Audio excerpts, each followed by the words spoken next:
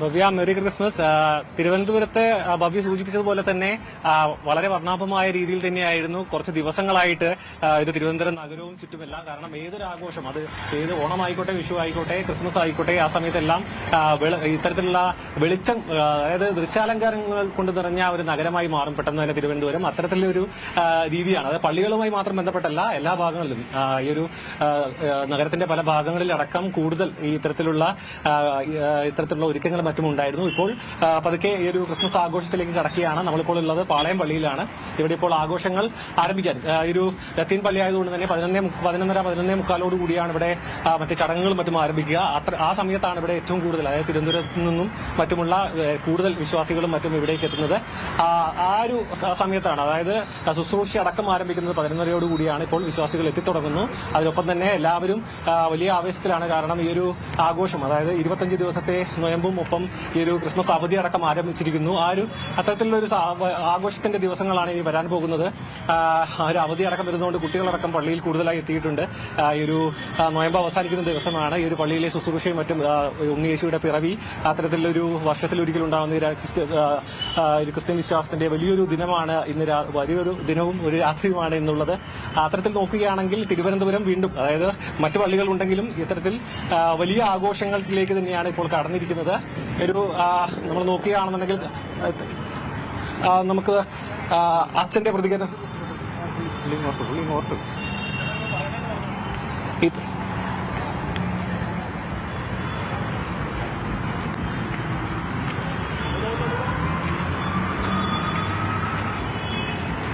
ഭവ്യ, നമുക്ക് നമ്മുടെ കൂടെ പള്ളിയുടെ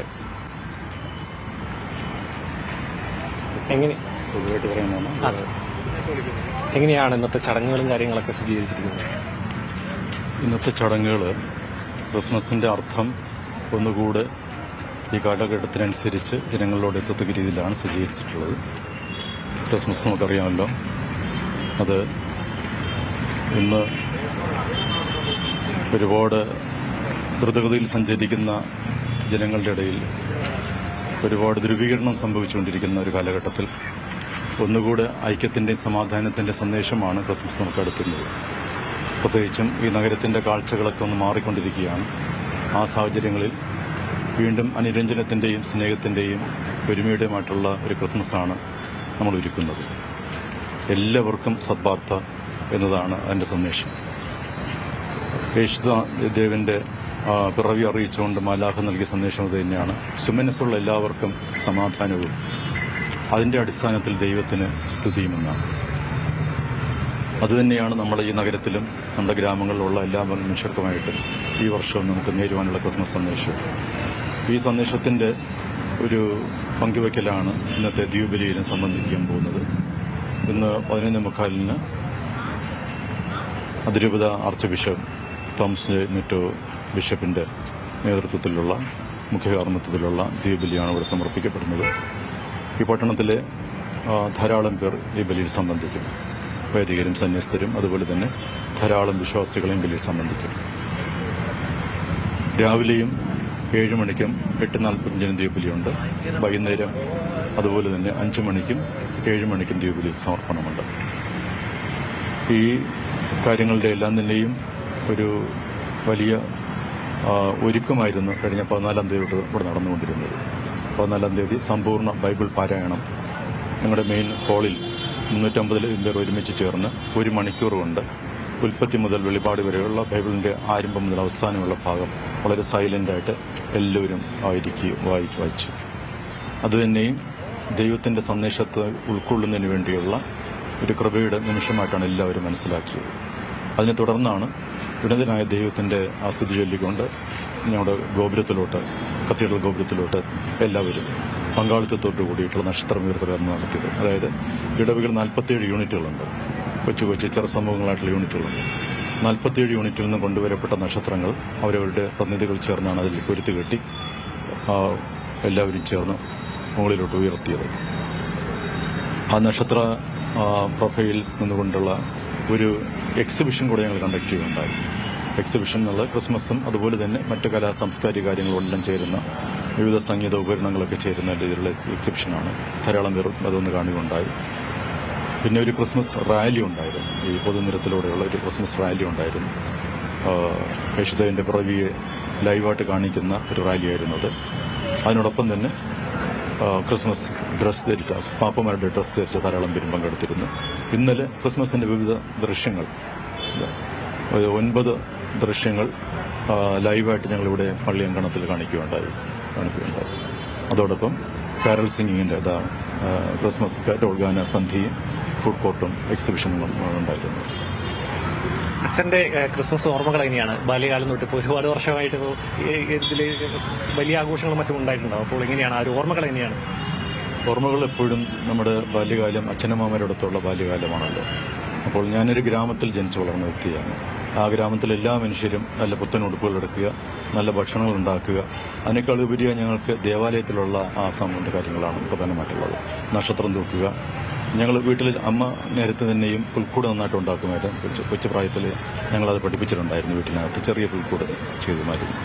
അപ്പോൾ അതൊക്കെ നേരത്തെ തന്നെ നമ്മൾ ഈ ചെറിയ നെൽക്കതിരും മറ്റേ നമ്മുടെ എന്താ പറയുക പുള്ളി ഇങ്ങനെയുള്ള കാര്യങ്ങളൊക്കെ മുളപ്പിച്ചെടുത്ത് അതെല്ലാം എടുത്ത് അതുകൊണ്ടുള്ള അതുകൊണ്ടുള്ള പ്രതലം സൃഷ്ടിക്കുക. ഭൂമിയിൽ നിന്നും പിന്നെ നക്ഷത്രം ഉയർത്തി കാണിക്കുമ്പോൾ അത് ദൈവമായിട്ടുള്ളൊരു ബന്ധമായിട്ട് കാണിക്കുന്നു. അതോടൊപ്പം തന്നെ അയൽക്കാരുമായിട്ടുള്ള പ്രത്യേകിച്ചും പാവങ്ങൾക്ക് എന്തെങ്കിലും കൊടുക്കുന്ന ഒരു ഇതുണ്ടായിരുന്നു. അതും വളരെ നല്ലൊരു ഇതായിരുന്നു. Thank you sir. Merry Christmas. അങ്ങനെയാണ് ഭവ്യ.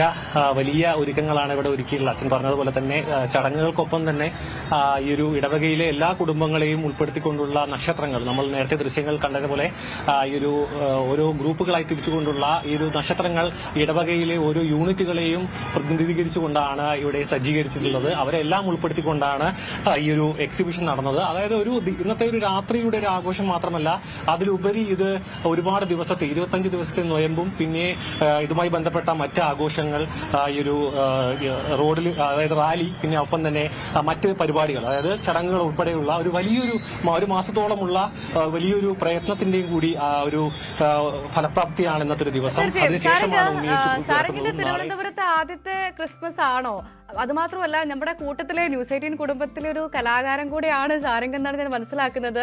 ഇപ്പം ക്രിസ്മസിനെ കുറിച്ചൊരു പാട്ടെന്ന് പറഞ്ഞാൽ എന്റെ മനസ്സിലേക്ക് ആദ്യം ഓർമ്മ വരുന്നത് മറ്റേ കാലിത്തൊഴുത്തിൽ പിറന്നവൻ. ഞാനത് പാടുന്നില്ല, പാടിയ റിസ്ക് ആണ്. അപ്പം സാരംഗിന് രണ്ടുപേരും മൂളാൻ പറ്റുമോ ഇപ്പം?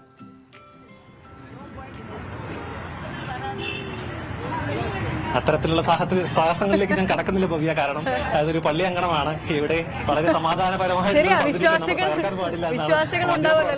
നമ്മളെപ്പോഴും സൂക്ഷിക്കണമല്ലോ. അപ്പോൾ അതെ അതെ ചേട്ടാ, എങ്ങനെയുണ്ട് ക്രിസ്മസ് ഇത്തവണ? We are from Chennai. How's in Tamil Nadu? How's Christmas? How's Christmas? It's good. Good, very good. What's your plan for tomorrow? We are going to church and celebrating Christmas. Families here? We are in Gaudiyar. Settled in here? Not settled. 3 years we will be here. Merry Christmas. Thank you. ഇത്തരത്തിലാണ് ഒരു തിരുവനന്തപുരത്തിന്റെ ഒരു പ്രത്യേകത നോക്കുകയാണെന്നുണ്ടെങ്കിൽ നമുക്ക് മനസ്സിലാക്കാൻ കഴിയും. കാരണം ഈ ഒരു തമിഴ്നാടിനടക്കമുള്ള കൂടുതൽ വിശ്വാസികൾ ഇവിടേക്ക് എത്തുന്നുണ്ട്. കാരണം ഒരു അതിർത്തി പ്രദേശമായതുകൊണ്ട് തന്നെ കൂടുതൽ വിശ്വാസികൾ ഇങ്ങോട്ടേക്ക് എത്തുന്നു. ഒരു പാളയം പള്ളിയുടെ ഒരു വലിയൊരു പ്രശസ്തിയുടെ ഒരു ഘടകം കൂടി ഇതിനകത്തുണ്ട്. മാത്രമല്ല, അത് രാത്രിയുള്ള വലിയ ചടങ്ങുകൾക്ക് വലിയൊരു ജനസ്വീകാര്യതയുമുണ്ട്. എല്ലാ മതവിഭാഗത്തിൽപ്പെട്ടവരും, അതായത് ഒരു ക്രിസ്ത്യൻ ചടങ്ങ് എന്നതിലുപരിയിലേക്ക് ഇതൊരു പൊതു ചടങ്ങ് എന്ന രീതിയിലേക്ക് കാര്യങ്ങൾ മാറും. നാളത്തെ ആഘോഷങ്ങളിൽ ഇപ്പോൾ നമ്മളുടെയൊക്കെ വീട്ടിലേക്ക് കുട്ടികൾ എത്തുന്നത് ഈ ഒരു കരോൾ ഗാനവും മറ്റും ഇപ്പോൾ വെക്കേഷൻ അടക്കമാണ്. ആ സമയത്തടക്കം കുട്ടികൾ എത്തിയിട്ടുണ്ട്. അതുകൊണ്ട് തന്നെ തിരുവനന്തപുരത്തിന്റെ എന്റെ ഒരു അനുഭവത്തിൽ തന്നെ പറയുകയാണെങ്കിൽ തിരുവനന്തപുരം എപ്പോഴും ഒരു സെലിബ്രേഷൻ മൂഡിൽ നിൽക്കുന്ന ഒരു നഗരമാണ്. കാരണം എപ്പോൾ എന്തൊരു ആഘോഷമുണ്ടെങ്കിലും അപ്പോൾ ദൃശ്യാലങ്കാരങ്ങളാണ്, വെളിച്ചവും പാട്ടുമാണ് ഇവിടുത്തെ ഏറ്റവും കൂടുതൽ വലിയ ആഘോഷം. എല്ലാ കോണുകളിലും ഈ ഒരു അത്തരത്തിലുള്ള ഒരു നീക്കങ്ങൾ, അത്തരത്തിലുള്ള ഒരു രീതിയിലേക്കാണ് ആഘോഷങ്ങൾ കടക്കുക. ഇപ്പോൾ ഈ ക്രിസ്മസും അത്തരത്തിൽ തന്നെയാണ്. ഈ ഒരു പാളയം പള്ളി ആയിക്കോട്ടെ, LMS ആയിക്കോട്ടെ, മറ്റെല്ലാ പള്ളികളിലും ചടങ്ങുകൾക്കുപരി എല്ലാവരും ഒരു ആഘോഷ തീർപ്പിലാണ് ഇപ്പോൾ തുടരുന്നത്.